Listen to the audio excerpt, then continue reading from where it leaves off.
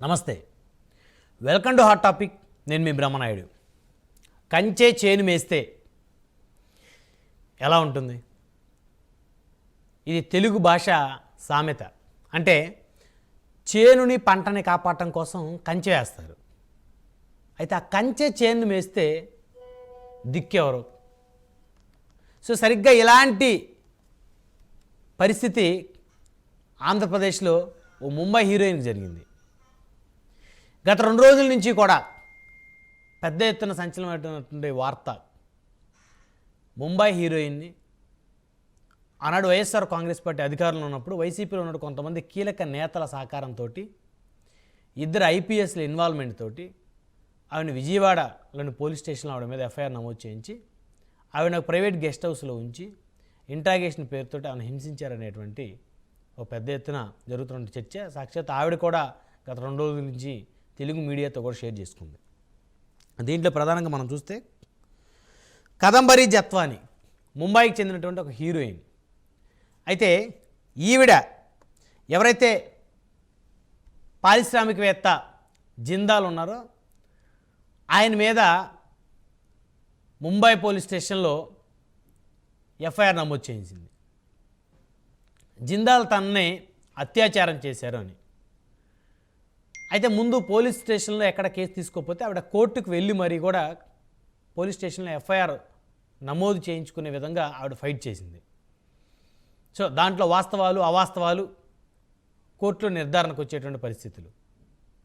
అయితే తన మీద నమోదైనటువంటి ఎఫ్ఐఆర్ని ఖచ్చితంగా తీయించాలి అనేది జిందాల్ ప్రధానమైనటువంటి లక్ష్యం.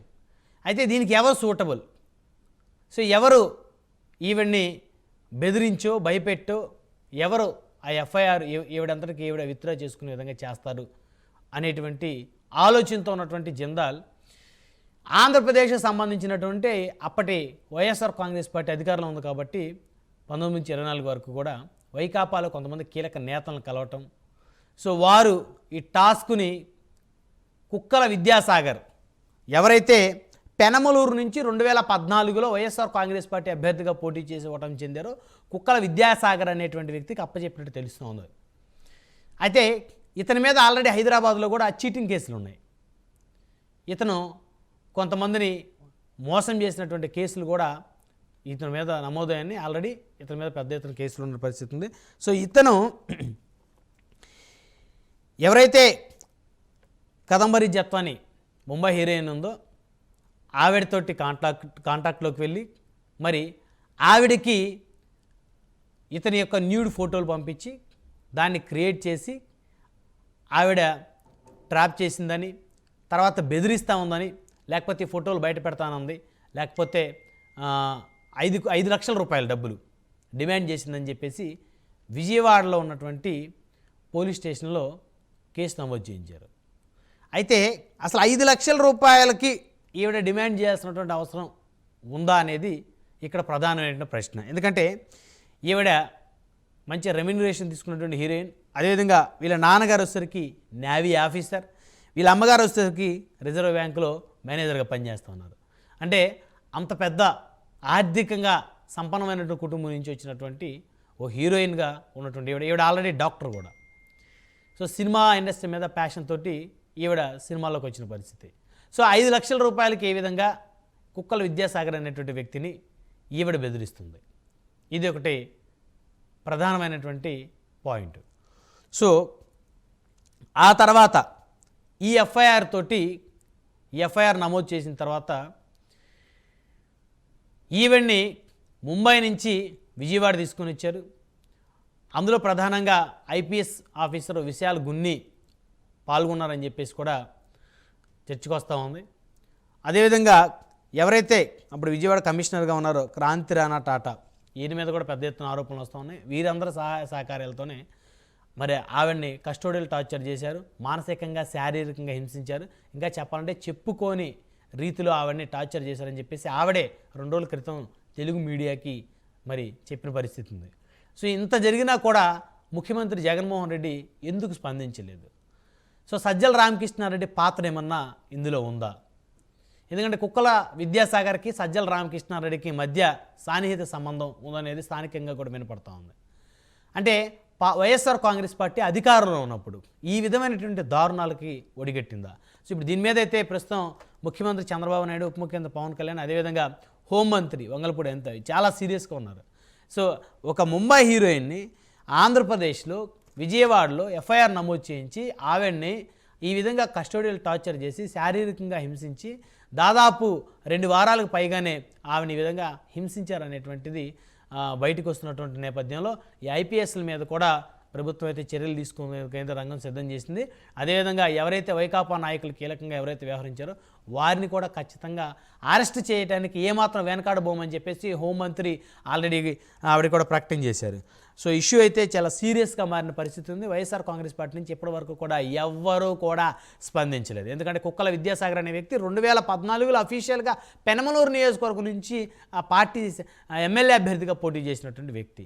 సో ఈ అంశాలన్నీ చర్చిద్దాం. అసలు ఈ విషయంలో తప్పెవరిది, అసలు ఏం జరిగింది అనే అంశాలు చర్చిద్దాం. ఇదే వాళ్ళ హాట్ టాపిక్. ముందుగా మనం డిబేట్లోకి వెళ్ళింది ఒకసారి గెస్ట్లను పరిచయం చేస్తాం. తర్వాత ఎవరైతే వ్యాపారవేత్త జిందాల్ ఉన్నారో ఆయన గురించి జగన్మోహన్ రెడ్డికి ఆయన అంటే ఎంత ప్రేమ, ఆయన కోసం ఆయన ఏం చేయాలనుకున్నారు అనేది ఆయన మాటల్లో ఒకసారి వినిపిస్తాను. ముందుగా గెస్ట్లను పరిచయం చేద్దాం. రజనీ గారు ఉన్నారు మనతోటి, జనసేన పార్టీ రాష్ట్ర అధికార ప్రతినిధి, సీనియర్ అడ్వకేట్. అదేవిధంగా కృష్ణాంజలి గారు ఉన్నారు, రాజకీయ విశ్లేషకులు, జూమ్కలు అందుబాటులో ఉన్నారు. అదేవిధంగా సంధ్య గారు ఉమెన్ యాక్టివిస్ట్, మరికొద్దిసేపులో వారు కూడా జూమ్కలో జాయిన్ అవుతారు. అదేవిధంగా జె పూర్ణచంద్రరావు గారు మాజీ డీజీపీ, అదేవిధంగా BSP party state coordinator, AP state coordinator, వారు కూడా మనతోటి జూమ్కలు అందుబాటులో ఉన్నారు. ఇటు ఒకసారి పీసీఆర్ ఒకసారి ఎవరైతే జగన్మోహన్ రెడ్డి ఎవరైతే జిందాల్ గురించి మాట్లాడారో ఒకసారి ప్లే చేయండి. Any difficulty that you have, whatsoever difficulty that you have, we're just a phone call away. And I assure you that the entire government would stand by you in supporting you whatsoever the need may be.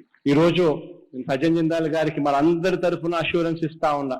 Any difficulty that you have, whatsoever difficulty that you have, we're just a phone call away. And I assure you that the entire government would stand by you in supporting you whatsoever the need may be. Iroju in Sajan Jindal gariki manandari tarafuna assurance ista unna. అది జగన్మోహన్ రెడ్డి గారు assurance ఇచ్చారు జిందాల్ గారికి. ఒక్క phone call చేస్తే గవర్నమెంటే మీ ముందుంటుంది, మీరు ఏ పని చెప్పినా చేస్తుంది అనేటువంటి అష్యూరెన్స్ అయితే ఆయనకి ఇచ్చారు. పాపం ఆయన ఆ అష్యూరెన్స్ని బేస్ చేసుకొని ఈ ముంబైలో ఏదైతే ఆయన మీద నమోదైన ఎఫ్ఐఆర్ ఆ హీరోయిన్ తీయించాలి అంటే ఏ ప్రభుత్వం సహకరిస్తుంది. సో ఏ ప్రభుత్వం సహకారంతో ఆవిడ మీద ఎఫ్ఐఆర్ నమోదు చేయించి టార్చర్ చేసి ఆవిడంతటా ఆవిడే ఎఫ్ఐఆర్ ముంబైలో మరి ఆయన మీద పెట్టినటువంటి కేసు ఏదైతే ఉందో విత్డ్రా చేసుకుని చేయాలంటే ఖచ్చితంగా పెద్ద ఎత్తున పోలీసు వ్యవస్థ సహకరించాలి, ప్రభుత్వం సహకరించాలి. మరి ఎవరు సహకరించాలా అనేది ఆయన చెక్ చేసుకున్నట్టున్నారు, గుర్తొచ్చినట్టు ఉంటుంది. జగన్మోహన్ రెడ్డి గారు సింగిల్ ఫోన్ కాల్ చేస్తే ఖచ్చితంగా ప్రభుత్వమే మీకు సహకరిస్తుంది అనే రీతిలో ఇప్పుడు ఆయన చెప్పారు. కాబట్టే మరి ఎవరైతే జిందాల్ ఉన్నారో ఆయన ఈ ఆంధ్రప్రదేశ్ ప్రభుత్వాన్ని 2019 నుంచి 2024 మధ్యలో ఉన్నటువంటి ప్రభుత్వాన్ని ఆయన హెల్ప్ తీసుకున్నారా అనేటువంటి అంశం కూడా చర్చిద్దాం. సో ముందుగా రజనీ గారితో మాట్లాడదాం, జనసేన పార్టీ రాష్ట్ర అధికార ప్రతినిధి, senior advocate. Rajani garu good morning అండి. Good morning sir.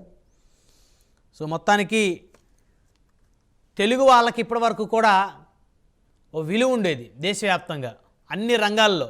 Telugu police డిపార్ట్మెంట్కి కానీ, రాజకీయ నాయకులకు కానీ, సినిమా ఇండస్ట్రీకి కానీ, వ్యాపారవేత్తలకు కానీ, కళాకారులకు కానీ ఈ ఇన్సిడెంట్ తోటి ఆ విలువని మనం కోల్పోయినట్లు అవుతుందేమో అనిపిస్తుంది. రజనీ గారు ఏమంటారు?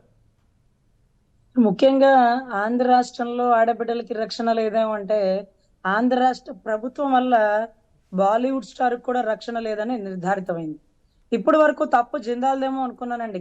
కాదు, మన నాయకుడే అష్యూరెన్స్ ఇచ్చేసాడు. ఏమని? సింగిల్ ఫోన్ కాల్స్ రాష్ట్రం మొత్తం ఆయనకు ముందు స్టాండ్ అవుతుందట. ఆయన ఒక్కడు స్టాండ్ అయితే బాగుంటది, ప్రభుత్వం మొత్తం నీ వెనకాల ఉంటుందంటూ జిందాల్ గారికి సింగిల్ ఫోన్ కాల్లో అష్యూరెన్స్ ఇచ్చిన జగన్ రెడ్డి గారి వాయిస్ ఇప్పుడే విన్నామండి.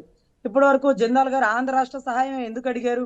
ఆయనకు అన్ని రాష్ట్రాల్లో బ్రాంచెస్ ఉన్నాయి కదా అంటే అండర్ వరల్డ్ డాన్ లాగా ఎక్కడ ఎవరికే సమస్య వచ్చినా ప్రతి ఒక్కరూ జగన్ రెడ్డి గారి దగ్గరికే వచ్చేలాగా ఉంది. తర్వాత లీగల్ టర్మ్కి వెళ్దామండి. లీగల్ టర్మ్కి వెళ్తే ఈ కేసు జరిగినప్పుడు మామూలుగా ఎఫ్ఐఆర్ జగ్గైపేటలో నమోదు చేసినప్పుడు ఏదైతే క్లయింట్ కానీ ముద్దాయిని కానీ తీసుకొచ్చి ముందు జగ్గైపేట పోలీస్ స్టేషన్లో నమోదు చేయాలి, వాళ్ళతో సంతకాలు అవి పెట్టించుకోవాలి. కానీ ఆవిడ జగ్గైపేట పోలీస్ స్టేషన్కి వచ్చుంటే అతి చిన్న పోలీస్ స్టేషన్ అయినటువంటి జగ్గైపేటలో ఇలాంటి బాలీవుడ్ స్టార్ వచ్చుంటే మీలాంటి మీడియా వాళ్ళు ఎప్పుడో కెమెరాలు పట్టుకొని మైకులు పట్టుకొని వెళ్ళిపోయి ఉండేవాళ్ళు. అవును. అంటే పోలీస్ స్టేషన్ కి తీసుకురాల. కొండపల్లికి సంబంధించిన VTPS పరిసర ప్రాంతాల్లో అజ్ఞాతంగా అమ్మాయిని ఉంచారు. ఎఫ్ఐఆర్ మాత్రం జగ్గైపేటలో నమోదు చేశారు. తద్వారా ఇంకొకటి 498 కేసు పెడితే కుటుంబం మొత్తం మీద కేసులు, అందరూ ఫ్యామిలీ మెంబర్స్ అందరూ దాంట్లో ఇన్వాల్వ్ అయిపోతారు. 420 చీటింగ్ లో ఎవరైతే తప్పు చేశారో వాళ్ళే ఇన్వాల్వ్ అవుతారు. కానీ EMI ఒకవేళ ఫాల్స్ ఎవిడెన్స్ అన్నా, 40 డాక్యుమెంట్స్ అన్నా, ఫ్యాబ్రికేటింగ్ ఆఫ్ ఫాల్స్ ఎవిడెన్స్ అని ఒక సెక్షన్స్ EMI మీద పెట్టచ్చేమో కానీ కుటుంబం మొత్తాన్ని ఎలా తీసుకొచ్చారు? ఒక తప్పిపోయిన ఆడపిల్ల పలానా దగ్గర ఉందండి పోలీసు వారు అంటే, మీరు వెహికల్ ఛార్జీలు ఇవ్వండి, మాకు భోజనాలు పెట్టించండి, మాకు ఇంత డబ్బని ఇస్తే మేము అక్కడికి వెళ్ళి తీసుకొస్తాం, గవర్నమెంట్ దగ్గర డబ్బులు లేదు అంటూ పోలీసులు ఏదైతే కానిస్టేబుల్ తాగిన టీ స్టాల్ బిల్డింగ్ కూడా వచ్చిన క్లయింట్స్ తో కట్టించే దౌర్భాగ్య పరిస్థితి. అటువంటి అప్పుడు ఫ్లైట్ లో కుటుంబం మొత్తానికి టికెట్లు కొని ఆ బాంబే నుంచి ఇక్కడికి తీసుకొచ్చారు. ఇక్కడికి తీసుకొచ్చి 40 రోజులు జైల్లో ఉంచారంటే ఒక్కటి సార్, ఆ అమ్మాయి మెయిన్ చెప్పేది నన్ను అరెస్ట్ చేశారనే దానికంటే కస్టోడియల్ టార్చర్ పెట్టారు. అసలు ఈ కస్టోడియల్ టార్చర్ అంటే కస్టోడియల్ డెత్ అని DK బసు గైడ్ లైన్స్ ఉండేవండి. కస్టడీలో ఉన్న వ్యక్తి ముద్దా అయినప్పటికీ 10 మందిని మర్డర్ చేసినప్పటికీ అతనికి 3 పూట్ల భోజనాలు పెట్టాలి, అన్ని ఫెసిలిటీస్ ఇవ్వాలి, అతను బరువు కూడా తగ్గకూడదు, ఆరోగ్యాలకు కూడా సంబంధిత హాస్పిటల్ పంపించాలని. కానీ కస్టడీలో ఎలా టార్చర్ పెడతారు సార్? చంద్రబాబు గారు అరెస్ట్ అయినప్పుడు రాజమండ్రి సెంట్రల్ జైల్లో డ్రోన్ కెమెరాలు వచ్చినా ఆయన ఏమన్నా చేసేసారంటే, జైల్లో మేమేం చేస్తాం సార్, జైల్లో సెక్యూరిటీ ఉండదు సార్ అని చెప్పేవాళ్ళు. కానీ ఈ అమ్మాయికి జైల్లో ఇబ్బంది పెట్టారు, జైల్లో టార్చర్ పెట్టారు, జైల్లో వాళ్ళ మనుషులను పంపించారు. అంటే పోలీసు వర్గం ఇక్కడే కాకుండా జైల్లో కూడా వాళ్ళ అనుసంధిత వర్గంతో ఆ అమ్మాయికి ఒక సెక్సువల్ మెంటల్ టార్చర్ పెట్టి అర్ధరాత్రులు 6 నెలలు నిద్రలో ఉలికి పడే పరిస్థితి వచ్చింది. ఈ రోజు కూడా సిబ్లింగ్స్ గురించి ఆలోచిస్తుంది. నా చెల్లెళ్ళు ఉన్నారు, వాళ్ళ కెరియర్ ఉంది, మా తల్లిదండ్రులు చంపేస్తారు. ఒక్క కుటుంబంలో EMI మీద కేసు పెట్టకుండా కుటుంబాన్ని మొత్తం అరెస్ట్ చేసి మినిమం బెయిల్ అనేది ఒక ముద్దాయికి ఉండే హక్కు అండి. ఆ బెయిల్ కూడా వేసుకొని వాళ్ళ ఆవిడ చాలా డబ్బు ఉందని మీరు చెప్పారు కదా, ఎంతో కొంత ఇస్తే మా లాంటి అడ్వకేట్లు బెయిల్ చేసేవాళ్ళు కదా. అమ్మాయిని బయటికి పోనివ్వాల, ఎవరితో మాట్లాడాల, అమ్మాయి ఫోన్ లో ఆఫ్ చేశారు. ఇంకొకటి ఏంటంటే అమ్మాయి అకౌంట్ సీజ్ చేశారండి. అకౌంట్ సీజ్ చేసే అధికారం త్రూ కోర్టుకే ఉంటుందండి. అలాంటిటికి ఒకటే శాఖ, సజ్జల శాఖ. సకల శాఖ మాత్యులైన సజ్జల గారి ఆధ్వర్యంలో కాంతిరామ్ టాటా గారు మన రోల్ మోడల్ కళ్ళజోడు పెట్టుకొని బజార్ల తిరిగేసేటటువంటి విశాల్ గున్ని గారండి. చాలా దారుణం ఏంటంటే సార్, ఈ కాంతిరామ్ టాటా గురించి నేను గతంలో గులకరాయ్ కేసులో మాట్లాడా. గులకరాయ్ గురి చూసి కొట్టారు, వీళ్ళే కొట్టారని పట్టుకుంటే, నువ్వు కొట్టవయా, నువ్వు కొట్టు, నువ్వు 6 నెలలకు ఒకసారి రివాల్వర్ తో షూట్ చేస్తావుగా, గురి చూసి ఒకరైతే ఇద్దరిని కొట్టే స్టామరా నీకుందేమో చూడు. మత్తి పిసుక్కునే వాళ్ళ మీద మర్డర్ కేసులు వేస్తారేంటి సార్? ఇదేనా మీకు జగన్ రెడ్డి గారు ఇచ్చిన ఇన్స్ట్రక్షన్స్ అంటే? అప్పుడు పాపం ఆ వడ్డీ కమ్యూనిటీ వాళ్ళ కేసులు, లేకపోతే బీసీలని ఓటింగ్ రాదేమోనని కొంత వెసులుబాటు కల్పించారు సార్. అటువంటి కాంతిరామ్ టాటా గారు గతంలో చాలా కేసుల్లో కూడా కళ్ళ ముందు యాసిడ్ పోసేసి చంపేసిన ఒక బిడ్డ, ఆ తల్లి 65 ఏళ్ళు ఆవిడ పోరాడుతూ ఉంది. రేపు ఆ కేసు కూడా మీకు ముందుకు వస్తుంది. ఆవిడ కూడా ఏమమ్మా ఇది హార్ట్ అటాక్ అని రాసి పడేసి వెళ్ళిపో అని మెడపెట్టి బయటికి గెంటిన తరుణాలు ఉన్నాయట. ఆ తల్లి నేను DGP ఆఫీస్ గేటు బయట కూర్చొని కన్నీటి పర్యంతం అవుతుంటే అది కూడా నేను మీడియా ఛానల్లో చెప్పానండి.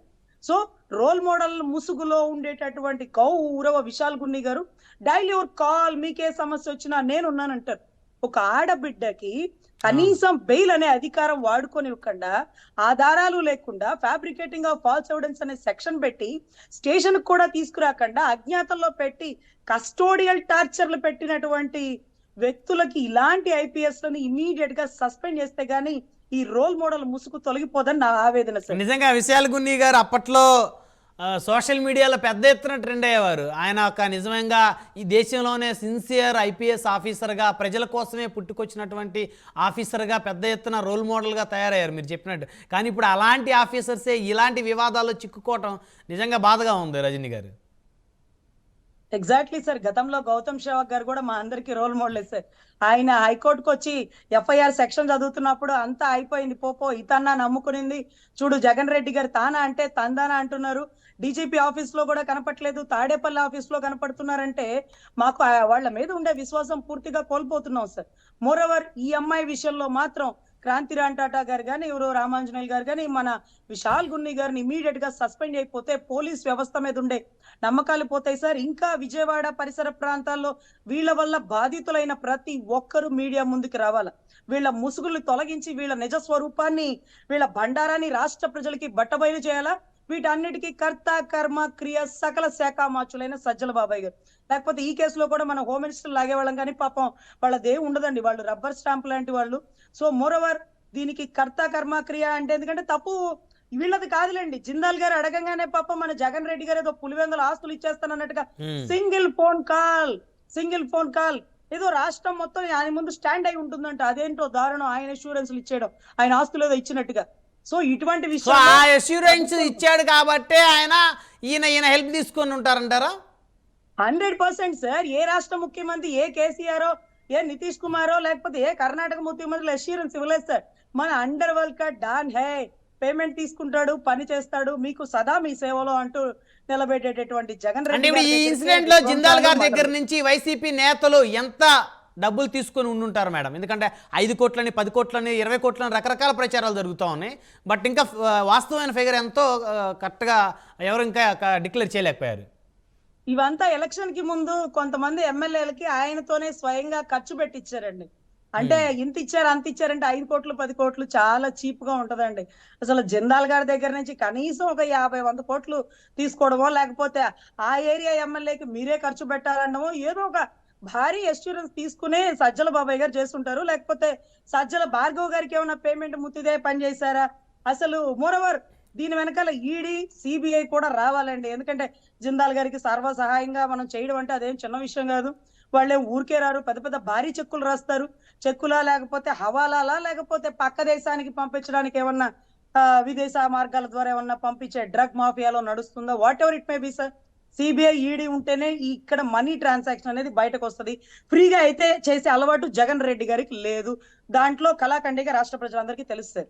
రైట్, మీ ప్రభుత్వం ఏం డెసిషన్ తీసుకోబోతుంది మేడం ఈ కేసుకు సంబంధించి? స్పీడప్ చేయమన్నారు ముఖ్యమంత్రి గారు, కూడా విచారణ త్వరగా చేయమన్నారు. So home minister, deputy CM అందరూ రెస్పాండ్ అవుతూ ఉన్నారు. సో ఆవిడకి న్యాయం జరుగుతుందా? ఆవిడకి న్యాయం జరగాలి అంటే ఒక మహిళగా మీరేం కోరుకుంటారు? సో న్యాయం జరగడం అంటే నాకెక్కడో ఉన్నావా కేసులో ఆవిడ పాపం ఒక ఎమ్మెల్యే కపిల్ సింగ్ గారిని అంటే ఆవిడతో పాటు ఆ లాయర్ ని కూడా చంపేసిన తరుణాలు ఉన్నాయి సార్. ఇక్కడ ప్రభుత్వం కూటమి ప్రభుత్వం కాబట్టి ఆవిడకి నిన్న కూడా అన్ని టీవీ ఛానల్లో చూపించేసి ఆవిడకి అష్యూరెన్స్ ఇచ్చేసారు. ఎవరు మటుకు వాళ్ళ టీవీ ఛానల్స్ ఉన్నారు. ఆవిడ అక్కడ ఒక్కతే ఉంది, ఆమె చుట్టూ ఎంతమంది పోలీసులు ఉన్నారో ఎంత ప్రొడక్షన్ ఉందో మనం చెప్పలేం సార్. మరోవర్ ఆ అమ్మాయిని ఆంధ్ర రాష్ట్రం తీసుకొచ్చి ఆ అమ్మాయికి అష్యూరెన్స్ ఇవ్వాలి. అదే రకంగా ముందు ఇమీడియట్ గా ముగ్గురిని సస్పెండ్ చేసి వాళ్ళ ఫోన్ ట్రాన్సాక్షన్స్ ఆపేయాలి సార్. వాళ్ళు గతంలో ఆ టైంలో ఎవరెవరితో ఉన్నారు, ఎవరెవరి కాల్స్ రిసీవ్ అయినాయి, ఈ పదాన్ని రఘురామకృష్ణరాజు గారు వాడారు సార్. నన్ను కొట్టాడు కానీ ఆ కొట్టింది వీడియో తీసి చూపించాడు. చాలా మందికి ఫోన్లు చేశారు, నా కళ్ళతో నీకు ఫలానా ఉన్నారని తెలుసు అంటే phone locations, phone track numbers ఇవన్నీ తీసుకురావాలి సార్. విశాల్ గున్ని గారు ఎవరెవరి దగ్గర వాడారు, ఆయన దగ్గరలో ఫోన్లు ఎవరు ఉన్నాయి, క్రాంతిరామ్ టాటా గారికి ఇన్స్ట్రక్షన్ ఎవరు ఇచ్చారు, ఇవన్నీ తీసుకురావాలంటే ముందు వాళ్ళని సస్పెండ్ చేయాలా, వాళ్ళని కస్టడీలోకి తీసుకోవాలా, వాళ్ళ దగ్గర నుంచి ఇన్ఫర్మేషన్ తీసుకోవాలి సార్. ఇంకా కూడా డిలే చేస్తే ఎవిడెన్స్ తారుమారు అయిపోతే ఆల్రెడీ ఇప్పుడు ఆ టైంలో వారు ఎక్కడున్నారు? ఇప్పుడు ఎవరైతే సోకాల్ పీపుల్స్ ఎవరైతే ఆరోపణలు ఎదుర్కొంటున్నారో వీళ్ళందరూ కూడా ఆ అమ్మాయిని, ఆ నటిని కస్టోడియల్ టార్చర్ చేసేటప్పుడు ప్రైవేట్ గెస్ట్ హౌస్లో ఉంచి ఆవిడని హింసించేటువంటి క్రమంలో ఆవిడ సెల్ లొకేషన్స్, అదేవిధంగా వారి యొక్క సెల్ లొకేషన్స్, టవర్ లొకేషన్స్ అవన్నీ కూడా చెక్ చేస్తే ఈజీగా, ఎందుకంటే దాదాపు 1 year వరకు సేవ్ అయి ఉంటాయి అనుకుంటా. దగ్గర జరిగి కూడా జనవరి ఫిబ్రవరి ఐ థింక్ ఇంకొక 4-5 months వరకు కూడా ఇవన్నీ కూడా ఖచ్చితంగా ఉంటాయి. మర్డర్ కేసులో కూడా కేవలం బకెట్లు పెట్టి నీళ్లు పెట్టి తుడిపేశారు రక్త పరపలు. కేవలం గూగుల్ లేకౌట్ లొకేషనే ఈ దోషులందరినీ ఏదైతే భాస్కర్ రెడ్డి గారి ఇంట్లో ఉన్నట్టు, అవినాష్ రెడ్డి గారి తల్లిదండ్రుల సమక్షంలో ఉన్నట్టుగా వచ్చింది. సో దీంట్లో కూడా ఆ లొకేషన్స్ తీసుకురావాలి. గతంలో రఘురామకృష్ణరాజు గారు కూడా అడిగింది కూడా కేవలం అవే. సో లింక్డ్ ట్రాన్సాక్షన్ పెడితే సిమిలర్ కేసులు అవుతాయి సార్. రైట్, మళ్ళీ వస్తాను మేడం మీ దగ్గరికి. మనతోటి సంధ్య గారు జాయిన్ అయ్యారు, women activist. Sandhya garu good morning అండి. గుడ్ మార్నింగ్ అండి. సంధ్య గారి దురదృష్టకరమైనటువంటి డిస్కషన్ కూడా ఇది. యాక్చువల్గా ముంబై హీరోయిన్ తెలుగు రాష్ట్రాలు అంటే ప్రత్యేకంగా ఆంధ్రప్రదేశ్లో జరిగినటువంటి ఆవిడ మీద జరిగినటువంటి కస్టోడియల్ టార్చర్ ఏదైతే ఉందో ఆవిడ ఆ ప్రభుత్వం పోయిన తర్వాత కానీ నోరు విప్పే పరిస్థితి లేదు. ఇప్పటికి కూడా భయపడతా ఉన్నటువంటి పరిస్థితి ఉంది. తనని ఐపీఎస్ అధికారులు సమక్షంలో కొంతమంది వైకాపా నేతలు తనని కస్టోడియల్ టార్చర్ చేశారని, శారీరకంగా హింసించారని ఇంకా చెప్పుకోలేని రీతిలో ఆవిడ చాలా చెప్పారు. సో దీని మీద మీ స్పందన ఏంటి మేడం? నేను మొన్న ఒక ఛానల్ వెలుగులోకి TV5 మూర్తి గారు వెలుగులోకి తీసుకొచ్చినటువంటి ఈ ఘటనని నేను అప్పుడే చూసాను. నాకు అంతకుముందు తెలియదండి. అసలు ఎంత బాధ కలిగింది, ఆశ్చర్యం కలగల. జగన్ లాంటి నాయకులు ఆ పవర్ ఎక్సర్సైజ్ ఎట్లా చేస్తారు, అధికార దుర్వినియోగం ఎట్లా చేస్తారు అనేది తెలిసిన విషయం. అతనే చేస్తాడు, ఇంకెవరు చేయరని కూడా నేను అనుకోవట్లేదు. రాజకీయ పార్టీలకి నేతలకి అలవాటైపోయింది. మా మా మాకు అధికారం ఉంటే మేము దేనైనా చేయగలము, ఏదైనా చేయగలము, అది చట్ట విరుద్ధమైన. ఇప్పుడు ఎన్ని కోట్లు తీసుకుని ఉంటాడు అని చర్చ మీరు చేశారు.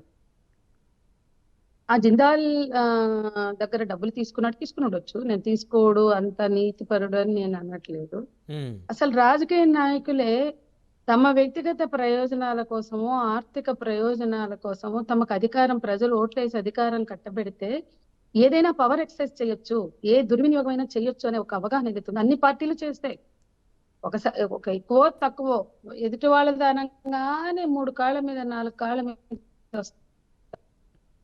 ఇప్పుడు బెంగాల్ అత్యాచారం జరిగింది, అది బాధ్యతగా లేదు. దాన్ని మాత్రమే మాట్లాడతాయి ఈ పార్టీలు. దేశంలో ఎన్ని జరిగినా, వాళ్ళ అధికారంలో ఉన్న రాష్ట్రాల్లో జరిగినా మాట్లాడరు. అసలు ఈ నీతి లేని రాజకీయ నాయకులు తమ ఆలోచన విధానం మార్చుకోవాలి. ఎవడు తప్పు చేసినా ప్రశ్నించగలిగే చైతన్యం ఉండాలి. తప్పు మనవాడు చేసినా చర్య తీసుకునే పాలకులు ఉండాలి. అట్లా లేరు. కాబట్టి ఏదైనా మా రాష్ట్రంలో బీఆర్ఎస్ పాలనలో కూడా అధికార దుర్వినియోగాలు రకరకాలుగా జరిగాయి. ఇకపోతే ఇప్పుడు ఘటనకు వద్దాం. ఇది ఇంకా నెవరబోయేది. పాపం ఆ అమ్మాయి ఎక్కడో ముంబై యాక్ట్రెస్, మోడల్, ఏదో అవసరాలకి ఏదో వాళ్ళతో మాట్లాడితే, లేదా ఆమెకి ఆ జిందాల్కి అతనేరు జస్విన్ జిందాల్ ఎవరో ఉండే కదా, అతనికి ఏదో గొడవలు ఉండొచ్చు, వ్యక్తిగత తగాదాలు ఉండొచ్చు, అక్కడ వాళ్ళు కేసు పెట్టుకోవచ్చు. ఆమె పెట్టిన కేసుని విత్డ్రా చేయడానికి కౌంటర్ ఆపరేషన్ లాగా జగన్ పార్టీలు కానీ, నేతలు కానీ, లేదా ఆయన ప్రభుత్వంలో ఉండే పోలీస్ అధికారులు కానీ చేయడం చాలా బాధాకరం. అసలు ఇది ఏం మెసేజ్ ఇస్తుంది, ఏం ఇండికేషన్ ఇస్తుంది అంటే, ఎవరికైనా గొడవలు ఉంటే ఆ గొడవల్ని వాళ్ళు ఎదుర్కోవడానికి ఈ రకమైన హింసకి దిగజారుతారా? ఈ రోజు ఆ అమ్మాయి గోడు వింటే ఇంత నిస్సహాయురాలని చేసి తీసుకురావడం అసలు ఏమనుకున్నారు? విజయవాడ, ఆంధ్రప్రదేశ్ నేరాలకి హబ్బా. ఎక్కడ ఎవరికి నేరం చేసినాడు ఆ నేరం నుంచి తప్పించుకోవడానికి వీళ్ళు హెల్ప్ చేస్తారు. అంటే మీ చరిత్రే నేరగాళ్ల చరిత్ర, పాలెగాళ్ల చరిత్ర. ఈ పాలెగాళ్ల పాలనలో ఏనాడో బాలగోపాల్ గారు పుస్తకం రాశారు. పాలెగాళ్ల పాలన అనే బుక్ లో ఈయన రోల్ కూడా ఒకటి ఉంటది. ఈయన ఎట్లా పోలీసు అధికారులను సైతం వేధించాడు. ఇవన్నీ చాలా ఉన్నాయి చరిత్రలో రికార్డెడ్. మానవ హక్కుల సంఘాలు మాట్లాడి ఉన్నాయి. వీళ్ళు చేసిన దాష్టికాలు, దౌర్భాగ్యాలు, ఇతని తాత నుండి చేసినవి ఉన్నాయి. జయశ్రీ అక్క అని చనిపోయారు ప్రొద్దుటూరు, ఆమె ఎన్నో విషయాలు బయట పెట్టారు అక్కడ. అంటే HRF కానీ, అంత ముందున్న పౌర హక్కుల సంఘాలు కానీ. సరే, ఈ సమాజానికి, ఈ రాజకీయ పార్టీలకి పౌర హక్కుల సంఘాలు బయటపెట్టిన విషయాల పట్ల స్పందించే మీడియాతో సైతం స్పందించే సున్నితత్వం ఉందని నేను అనుకోవట్లేదండి. లేకని ఇవాళ ఒక ఘటన వచ్చింది, ఆ ఘటన మీద మాత్రం మాట్లాడతారు. అది కూడా రాజకీయంగా ప్రయోజనం ఉందనుకుంటే ఇంకా ఎక్కువ మాట్లాడతారు. కానీ అట్లా కాకుండా అధికారంలో ఉన్న వాళ్ళు ఇంత నీచానికి దిగజారే ఒక ఆడపిల్లని, ఆమె తల్లిదండ్రుల్ని తీసుకొచ్చి ఆమె పీరియడ్స్ లో కనీసం ప్యాడ్స్ కూడా ఇవ్వకుండా ఆమెను వేధించి, ఇంకా చాలా రకాలు. ఇప్పుడు అవి మీరందరూ తెలిసినవి కాబట్టి నేను రిపీట్ చేయట్లా. అమ్మాయి అసలు ఒక మనిషిని ఇంత ఘోరంగా, ఇది ఏమైనా పర్సనల్ గ్రడ్జా లేకపోతే పార్టీ గ్రడ్జా? ఏముంది అక్కడ? ఏమి లేదు. అంటే పర్సనల్ గ్రడ్జ్, పార్టీ గ్రడ్జ్ చేయకూడదు. కానీ ఆ అమ్మాయిని తీసుకొచ్చి వాళ్ళు హింసించిన తీరు, పవర్ ఎక్సర్సైజ్ చేసిన తీరు, ఇది చర్చించాలండి. ఈ పవర్ ఎక్సర్సైజ్ చేసే రైట్ ఎవరికి లేదు. సరే, ఒక ఛానల్ లేదా ఒకళ్ళు బయట పెట్టినా దాన్ని అందరూ కూడా ముక్త కంఠంతో ఖండించాలి. ఆ ఖండించే స్థితి రావాలి మీడియాలో. ఎక్కడ అన్యాయం జరిగినా మాట్లాడగలిగే స్థితి రావాలండి. ఇవాళ ఆ ఘటన చుట్టూ ఆ కుక్కల విద్యాసాగర్. పార్థసారథి కానీ అసలు ఎవరండి వాడు, మనిషేనా? సారీ, ఏం పేరండి? కుక్కల విద్యాసాగర్ 2014లో వైఎస్ఆర్సీపీ నుంచి పెనమలూరు అభ్యర్థిగా పోటీ చేసి ఓటమి చెందారు. అవునండి, ఆయన అప్పుడు పోటీ చేశాడు, మొన్న ఓడిపోయాడు. నేను పేరు పొరపాటున తప్పు చెప్పాను. కుక్కల విద్యాసాగర్, సారీ. కుక్కల విద్యాసాగర్ అతను వాళ్ళ ఫాదర్ కూడా కుక్కల నాగేశ్వరరావు అనే అధికారంలో జెడ్పీ ఒకప్పుడు చైర్మన్ గా పనిచేశారు జడ్పీ గతంలో. చైర్మన్ చేశాడు, రాజకీయ నాయకుడిగా ఉన్నాడు. ఇవాళ అతను ఇంత పవర్ ఎక్సర్సైజ్ చేయడానికి అతనికి ఉన్నది ఏంటి అంటే, డబ్బులు ఉంటే ఏమైనా చెల్లుబాటు అవుతుందా? పార్టీలో మీ మాట చెల్లుబాటు అవుతుంది కాబట్టి ఏమైనా ఎంత నేరమైనా చేసి మాఫీ చేసుకోగలరా? ఇది ఏం ఇండికేషన్ ఇస్తుంది? మిగతా రాజకీయ నాయకులు ఇంకా ఎంతమంది ఇట్లా చేసుకుంటారు? కాబట్టి కుక్కల విద్యాసాగర్ అనే మనిషి ఆ న్యూడ్ ఫోటోలు పంపే ఆ అమ్మాయిని అంటే ఇంత హీనంగా, ఇంత నీచంగా రాజకీయ నాయకులు ఎట్లా కద్దరు బట్టలు వేసుకుని తిరుగుతారండి ఇలా బతుకులకి? సీతారామాంజనేయుల మీద ఎన్ని ఆరోపణలు గతంలో వచ్చాయి. ఒక మామూలు కానిస్టేబుల్ పబ్లిక్ టెలిఫోన్ బూత్ నుంచి ఫోన్ చేసి మాట్లాడితే అతను వేధించిన తీరు, అతని మీద ఉన్న ఆరోపణలు గతంలో లేవా? అట్లాంటి నాయకులకి, అట్లాంటి పోలీస్ అధికారులకు పెద్ద పెట్టేస్తారు. ప్రతి రాష్ట్రంలో నిజాయితీ పోలీస్ అధికారులు ఉన్నారు, వాళ్ళకేమో లూప్ లైన్ లో పెడతారు. నిజాయితీ పోలీస్ అధికారులు నేను తెలంగాణలో చూసా, అది ఆంధ్రప్రదేశ్ లో చూసా. సరే, మళ్ళీ ఇంకో ప్రభుత్వం వస్తే వాళ్ళకి మంచి ప్లేస్ ఇస్తున్నారు, వాళ్ళు వాళ్ళ నిజాయితీని చాటుకునే అవకాశం ఇస్తున్నారు. కానీ ఎంతమంది పోలీస్ అధికారులు ఇట్లాంటి చరిత్ర ఉన్న వాళ్ళు, ఇట్లాంటి ట్రాక్ లో పోయిన వాళ్ళు, నేర చరిత్రలో నేరస్తులతో చేతులు కలిపిన వాళ్ళు కీలకమైన పాత్రలో ఆయా రాజకీయ పార్టీలు పెట్టారు, ఆయా పార్టీలు పోషించారు. ఇవాళ ఈ ముగ్గురు అధికారుల పరిస్థితి ఏంటి? వీళ్ళ మీద గతంలో ఉన్న ఆరోపణలు ఏంటి? అంటే ఈ ఒక పార్టీ తమ దిగజారి తమకు నేర చరిత్ర ఉండి అట్లాంటి ఐఏఎస్ ఐపీఎస్ ఎట్లా ఎంకరేజ్ చేస్తారు? వాళ్ళకి ఎలాంటి ఎక్స్ట్రాడినరీ పవర్స్ ఇస్తారు? ఏం ఐపీఎస్ అధికారులకు తెలియదా? రూల్స్ ఏంటో తెలీదా? ఒక మహిళని తీసుకొచ్చి ఆమె బ్యాంక్ అకౌంట్ సీజ్ చేసి ఆమెకి ముప్పేట దాడి చేసి ఆమెను నిర్బంధించి ఆమెకు ఊపిరి ఆడకుండా చేసి నిస్సహాయరాలను చేసి ఆ రకంగా చేయించుకోవడం ఏ విధంగా డ్యూటీ అనుకుంటున్నారు వాళ్ళు? ఏ విధంగా అది విధి నిర్వహణ అవుతుంది? కాదు కదా. ఐపీఎస్ అధికారులకు అన్నీ తెలుసు. అంటే రూల్స్ ను అతిక్రమించి అన్ని ఉల్లంఘించి భక్తిని చాటుకోవడమేనా? అన్ని ఉల్లంఘించి తాము ప్రయోజనం పొంది నేరస్తులకు ప్రయోజనం చేకూర్చి ఏం పాలన చేద్దామన్నారు మీరు? ఐపీఎస్ లో అయింది అందుకేనా? ఇవాళ జవాబుదారి కనీసం ఇవాళ రాజకీయంగానే ఉపయోగించుకోవడం కాదు. ఒక పోలీస్ అధికారులు పవర్ ఎక్సర్సైజ్ చేస్తే, నిబంధనలను అతిక్రమిస్తే వాళ్ళ పట్ల ఎట్లాంటి చర్యలు తీసుకోవాలనే నిజాయితీని కూడా చాటుకోవాలి ఇప్పుడున్న పాలక పార్టీలు, కనీసం మాట్లాడుతున్న వాళ్ళు. అంటే అది సమగ్రంగా చేసినప్పుడే ఆ అమ్మాయి రాజకీయం చేయడం కాదు, సమగ్రంగా విచారణ చేయాలి. సమగ్రంగా సిట్టింగ్ జడ్జితో కానీ సిబిఐతో కానీ విచారణ చేసి ఆ విచారణ నేపథ్యంలో, నేను సిబిఐ కన్నా సిట్టింగ్ జడ్జి బెటర్ ఏమో అనుకుంటున్నా. చూడండి, ఏ విచారణ రెండు చేసినా తప్పు లేదు, కానీ ఆ అమ్మాయికి న్యాయం జరగాలి. ఆ తప్పులో నేరంలో భాగస్వాములైన రాజకీయ నాయకుల నుంచి పోలీస్ అధికారులు భయపడేలా ఉండాలి. రైట్. కృష్ణాలి గారు ఉన్నారు మనతో, రాజకీయ విశ్లేషకులు. కృష్ణాలి గారితో మాట్లాడదాం. తప్పు చేయకుండా ఉండాలి. మళ్ళీ వస్తాను మేడం. కృష్ణాలి గారు గుడ్ మార్నింగ్ అండి. బ్రహ్మనాయుడు గారు గుడ్ మార్నింగ్. ఇక్కడ మన ప్యానల్లో senior retired police officer Purnachandrarao గారు ఉన్నారు కాబట్టి ఆయనతో మాట్లాడించండి. లేదు, పూర్ణచంద్ర గారు మీ అందరూ మాట్లాడిన తర్వాత అందరి ఒపీనియన్స్ విన్న తర్వాత పూర్ణచంద్రరావు గారు మాట్లాడతారు. వాస్తవంగా పూర్ణచంద్రరావు గారు ముందు మాట్లాడితే, ఎందుకంటే జరిగినటువంటి ప్రభుత్వం కుట్ర చేసింది, ఒక బాధితురాలు, ఆ కుట్రలో పోలీసులు కూడా భాగస్వాములుగా ఉన్నారు. ఇలాంటి పరిస్థితుల్లో నిజంగా పోలీస్ ఆఫీసర్ గా ఆయన మాట్లాడితే బాగుంటదని నా అభిప్రాయం, అంతే, ఏం లేదు. రజనీ గారు మేము అందరం మాట్లాడతాము, అందరం పొలిటికల్ అంశాలు, మిగతా అంశాలు అందరం మాట్లాడతారు. ఒక రిటైర్డ్ పోలీస్ ఆఫీసర్ గా జరిగినటువంటి పరిణామం మీద ఆయన మాట్లాడేటువంటి చాలా వాల్యుబుల్, అందుకని ఆయనతో మాట్లాడించాను. నేను మాట్లాడతాను. రైట్. పూర్ణచంద్ర గారు, మాజీ DGP, BSP AP state coordinator. Good morning sir. Purnachandra గారు, యాక్చువల్గా అందరి ఒపీనియన్స్, అందరి అనాలిసిస్ విన్న తర్వాత ఫైనల్గా పూర్ణచంద్ర గారు జడ్జి చేస్తారు అనే దాని మీద పూర్ణచంద్ర గారిని లాస్ట్లో తీసుకుందాం అనుకున్నాం. సో ఎనీవే, పూర్ణచంద్ర గారు, సో మొత్తానికి ఐపీఎస్లు, రాజకీయ నాయకులు కలిసి చేసినటువంటి ఈ దుర్మార్గమైనటువంటి పని ఈరోజు నిజంగా అందరినీ ముక్కు మీద వేలేసుకునే వాళ్ళు చేస్తుంది. తెలుగు రాష్ట్రాలు, తెలుగు ప్రజలంటే ఒక విలువ ఉండేది, తెలుగు రాజకీయాలన్నా తెలుగు రాజకీయ నేతలన్నా ఒక విలువ ఉండేది. కానీ ఇప్పుడు ఆ విలువని మనం కోల్పోతున్నట్లు అవుతుంది కదా సార్? నమస్కారం అండి అందరూ ప్యానలిస్టులందరికీ, బ్రహ్మనాయుడు గారు మీకు కూడా. సో ప్రైమ్ నైన్ ఒక మంచి అంశాన్ని తీసుకున్నారు పొద్దున్నే. అయితే ఇందులో ఏంటంటే మనం చూడాల్సింది, ఇందాక సంజయ్ గారు చెప్తున్నారు, చాలా రిలవెంట్ పాయింట్స్ చెప్పారు. మన రాజకీయంగా పరిస్థితులు నానాటికి దిగజారిపోతున్నాయి. ఈ దిగజారి క్రమంలో అన్ని వ్యవస్థలు దిగజారిపోతా ఉంటాయి. మేము 30 సంవత్సరాల క్రితం చేరినటువంటి పరిస్థితికి ఇప్పటికీ చాలా చాలా మార్పులు రాజకీయాల్లో వచ్చాయి. ఒక రాజకీయ నాయకుడు మా కెరీర్లో ఎప్పుడైనా సరే ఇది ఇట్లాంటి కేసు పెట్టండి అనేటువంటి మాట్లాడే ప్రసక్తి ఉండేది కాదు, అవకాశం వచ్చేది కాదు. తర్వాత చైన్ ఆఫ్ కమాండ్ బ్రహ్మాండంగా ఉండేది. డీజీపీ నుంచి తప్పిస్తే కింది స్థాయి అధికారులకి వచ్చే అవకాశాలు చాలా తక్కువ. ముఖ్యంగా ఐపీఎస్ ఆఫీసర్లకి బయట నుంచి ఫోన్లు చేసి మీరు ఇట్లాంటి కేసు పెట్టండి, మాకు హెల్ప్ చేయండి అని కానీ ఈ రకమైనటువంటి పద్ధతులు 3 దశాబ్దాల క్రితం లేదు.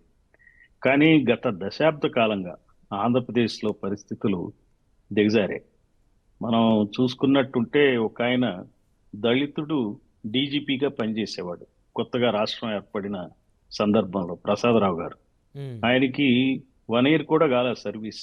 1 year కాకముందే ఆయన్ని తీసేసి హోమ్ సెక్రటరీగా వేసి ఈ రూలింగ్ పార్టీకి సంబంధించినటువంటి సామాజిక వర్గానికి చెందినటువంటి వ్యక్తిని డీజీగా చేస్తారు. ఆయనకి 2 వారాల సర్వీసు 3 వారాల సర్వీస్ మాత్రమే ఉంటుంది. ప్రత్యేక చట్టం తీసుకొచ్చి డీజీపీగా 2 years వేస్తారు. ఇది చాలా దారుణమైన విషయం. చాలా మంది అధికారులు డీజీలుగా కావాలని కోరుకునే వాళ్ళు, చూసేవాళ్ళకి దీనికి చేసినటువంటి ప్రాతిపదిక ఏంటరా అంటే కులం ప్రాతిపదిక. ఎప్పుడైతే మనం అలా పాలన మొదలు పెట్టామో మొత్తం మెసేజ్ మొత్తం మారిపోతుంది. అదే కాకుండా రిటైర్డ్ అధికారులు చాలా మంది వాళ్ళు ఏం చేస్తారంటే రిటైర్డ్ అధికారుల నేతృత్వంలో మరి డీజీపీకి కొన్ని సలహాలు సూచనల రూపంలో వస్తూ ఉంటాయి. అది సలహాల్లాగా సూచనలాగా కాదు, అది యాక్చువల్గా డైరెక్టివ్స్గా మారుతాయి. ఈ రకమైన పాలన గత 10 సంవత్సరాలుగా సాగుతుంది. మరి ముఖ్యంగా గత 5 సంవత్సరాలుగా జగన్మోహన్ రెడ్డి పాలనలో అది నిజం చెప్పాలంటే ఇది పతాక స్థాయికి దిగజారిందని చెప్పొచ్చు. పతాకం అంటే పైన, ఇదేమో దిగజారటేమో కింద. కొంచెం ఈ పదాల ప్రాబ్లం ఉంది ఇందులో. అయితే నేను అనేది ఏంటంటే ఇది నేరపూరిత పాలన కింద మారిపోయింది. చాలా తీవ్రమైన విషయం ఇది.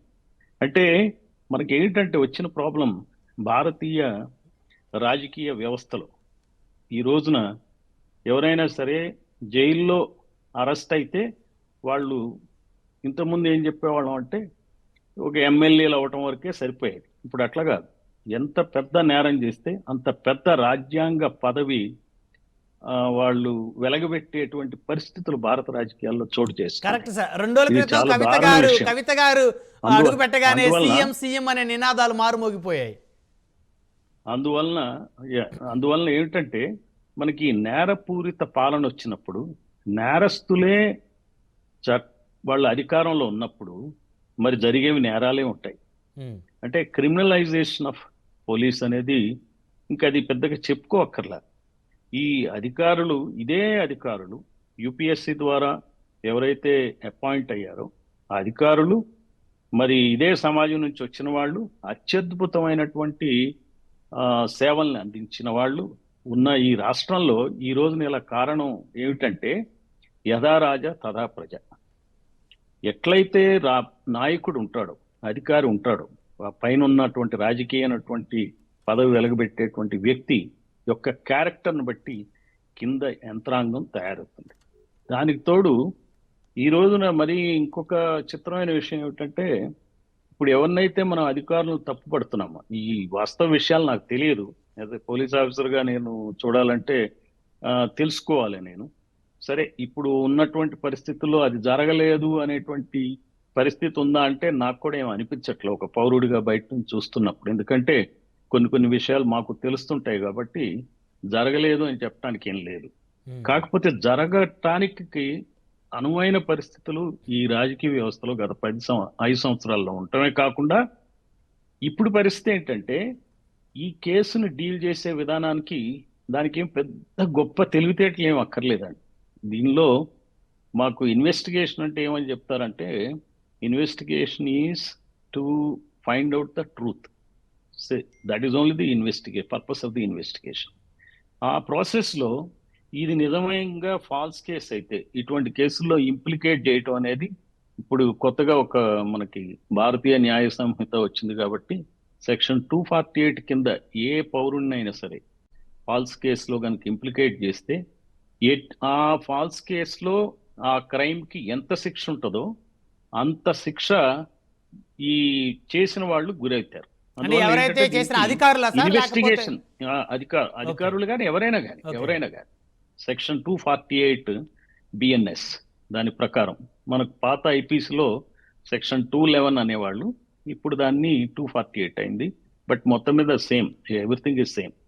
అయితే ఇక్కడ చెప్పొచ్చేది ఏంటంటే ఈ రోజున ఈ రాజకీయ వ్యవస్థకి దీన్ని అనుసంధానం చేయాలంటే నేనేమంటానంటే కొంతమంది జూనియర్ స్థాయి అధికారులైనా కానీ అప్రూవర్గా తీసుకుని ఇటువంటి కేసుల్లో ఎవరైతే రాజకీయ డైరెక్షన్ ఇచ్చారో వాళ్ళని ఖచ్చితంగా కోర్టుల ముందు నిలబెట్టాలి. అలా నిలబెట్టని పక్షంలో ఏమవుతుందంటే ఇది ఈ కింది అధికారుల వరకే మనం పరిమితం చేస్తే ఈ రకమైనటువంటి కేసులు జరగటం మానవు. ఎందుకంటే ఈ రోజున ఆంధ్రప్రదేశ్ రాష్ట్రంలో వినవచ్చే మాట ఏంటంటే కొంతమంది రిటైర్డ్ పోలీస్ అధికారులు ఇంక్లూడింగ్ ఐపీఎస్ అధికారులు ఆల్మోస్ట్ ఒక అన్డిక్లేర్డ్ పోలీస్ ఎస్టాబ్లిష్మెంట్ బోర్డు లాగా నియామకాలని నిర్వహిస్తున్నారు, పోలీస్ ట్రాన్స్ఫర్స్లో ఉంటున్నారు. ఇటువంటి కేసుల విషయంలో శ్రద్ధగా వాళ్ళు పర్స్యూ చేస్తున్నారని కూడా వినపడుతుంది. అది ఎంత నిజమో నాకు తెలియదు, నేను బయట ఉన్నాను కాబట్టి డీటెయిల్స్ తెలియవు. అయితే అది వాంఛనీయం కాదు. ఎప్పుడైనా సరే చట్టం ఎప్పుడైనా సరే మనం ఇంప్లిమెంట్ చేయాలి. ఇంప్లిమెంట్ చేస్తున్నటువంటి అభిప్రాయాన్ని ప్రజల్లో కలగజేయాలి.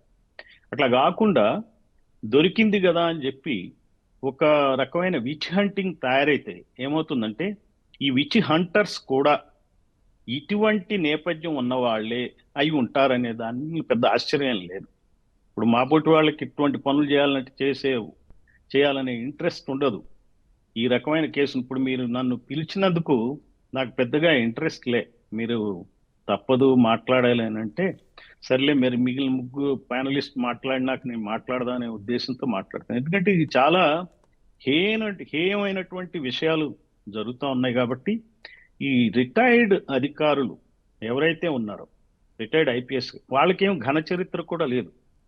అటు ఒక అధికారి ఎట్లాంటి వాడు అంటే నాకు తెలిసినంత వరకు వివేకానంద రెడ్డి మర్డర్ కేసును సాల్వ్ చేయలేనటువంటి వ్యక్తి ఈ రోజున ఆ రాష్ట్ర పోలీసు శాఖలో ప్రచ్ఛన్నంగా ఉండి పనిచేస్తున్నాడు అనేటువంటి మాట వినపడుతుంది. ఇది వాంఛనీయం కాదు. ఇప్పుడు అలా చేసినట్లయితే సరైన మెసేజ్ మనం ఇవ్వలేకపోతాం. ఇప్పుడు ఇంకొక విషయం మీకు ఈ సందర్భంగా తెలియజెప్తున్నాను. మనం ఈ కొత్త ప్రభుత్వం వచ్చినాక మనం గమనిస్తే కర్నూలులో ఒక రెడ్డి మంత్రి భార్య ఒక పోలీస్ ఆఫీసర్తో ప్రవర్తించిన తీరు చాలా అది ఆక్షేపణీయం. అలాంటివి జరగకూడదు. అంటే ఇవన్నీ డిఫరెంట్ మెసేజెస్ పోతాయి. అట్లా కాకుండా నిన్నగాక మొన్న ఒక కమ్మ ఎమ్మెల్యే భార్య పుట్టినరోజు ఫంక్షన్ కి యూనిఫామ్ లో పోలీసులు అటెండ్ అవటం అనేది కూడా సరైనది కాదు. అయితే ఈ రెండు విషయాల్ని మరి ముఖ్యమంత్రి దాన్ని ఖండించినట్లు, ఇట్లాంటివి జరగకూడదని తెలియజేసినట్లు మాకు పేపర్లోనే చూసాం. నేను మళ్ళీ అన్ని బయటే ఉంటున్నాను కాబట్టి బయట చూసిందే చెప్తుంది.